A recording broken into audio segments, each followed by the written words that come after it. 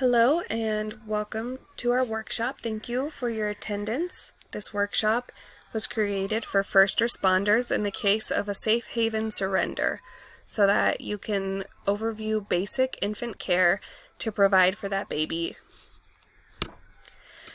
This workshop will give you tips to help you if you have a baby surrendered to your station, either police officers or fire stations, even churches.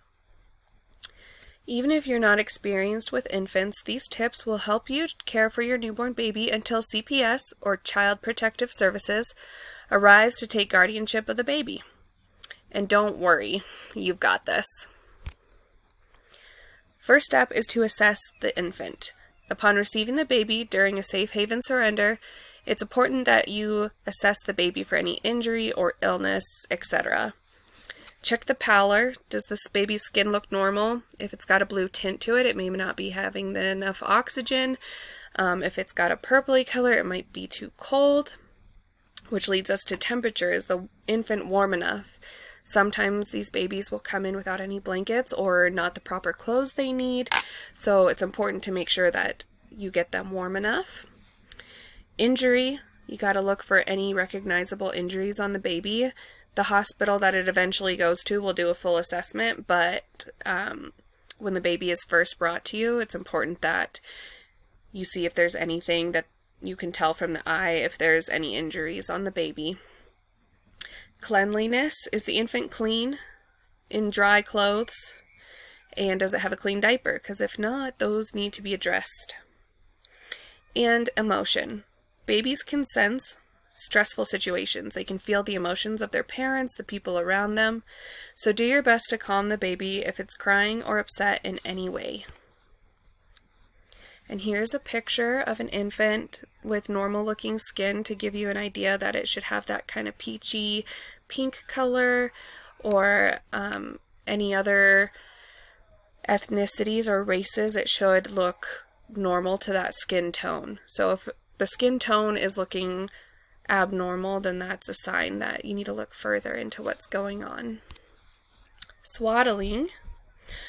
Swaddling is a method used to wrap an infant in a blanket. It helps the baby to feel warm and secure, and it makes holding the infant easier because it's not wiggling. It's in a nice term for it is called a baby burrito. So it's just nice and cozy and easy for you to hold as well.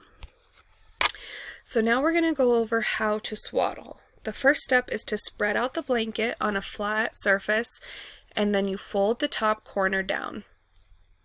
Second, you lay the baby face up with her head over the folded corner. Step 3, wrap the right corner over and tuck it under so that the baby's weight kind of holds that corner down. Bring the bottom corner up and over her feet, or his feet. And then the fifth step is to wrap the left corner over the body and tuck it under. Try to swaddle the baby tight enough to feel like a hug. You don't want the swaddle to be too loose or too tight. But here's a little picture of how it should look at the end. Just like I said, a little tiny baby burrito. Now we're going to practice the swaddle. During this time in the presentation, if you have someone there in person, they can do an in-person tutorial, and you can all practice with a baby doll and a blanket to make sure that you can do the swaddle. If you do not have an in-person tutorial available, there is a link in this presentation to watch a video from a hospital showing how to do the swaddle. The next thing we're going to talk about is feeding and burping. There's a high probability that the infant that is surrendered to your station will be hungry while in your care. So here's a few tips for feeding and then burping a baby. So first you got to feed the baby. You position the bottle at an angle rather than straight up and down so that the milk only comes out when the baby sucks. If you're holding the bottle too high, the milk will just drip out and the baby could choke or get too much at one time.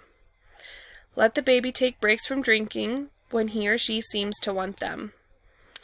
Watch your baby for cues to see if he or she is full, and then stop even if the bottle's not empty. We don't want to force feed them. Burping.